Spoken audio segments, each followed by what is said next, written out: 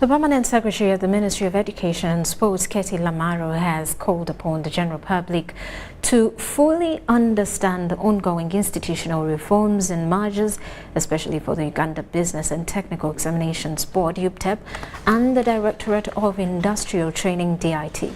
Lamaro, while officiating at the UBTEB feedback meeting of the conduct of the July-August 2023 Business and Technical Examinations, clarified the role of the two institutions. UBTEB Executive Secretary Onesmus Oyesigye says the examination body is strengthening modular assessment as a way of answering the presidential call for skilling Ugandan youths for job creation.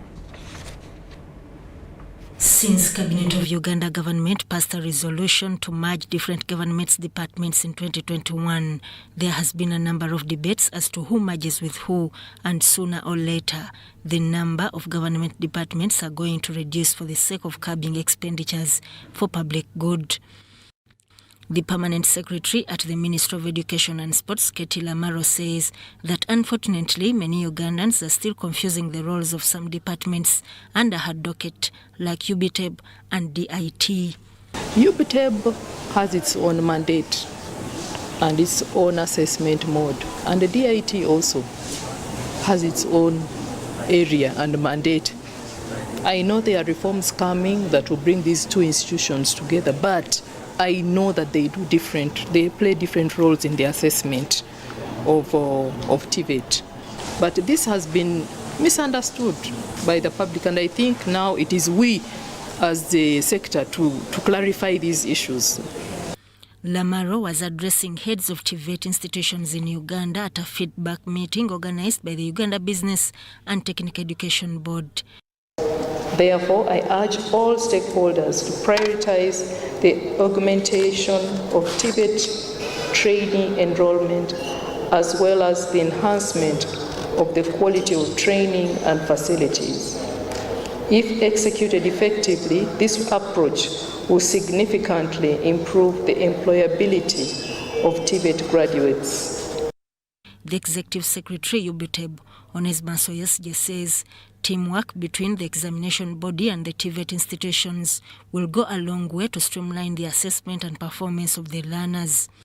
Onesmus cites late registration challenges by many students, saying they have hatched a mechanism to help parents and students to ease this activity. But I appreciate the fact there could be a problem with collecting this money from the parents.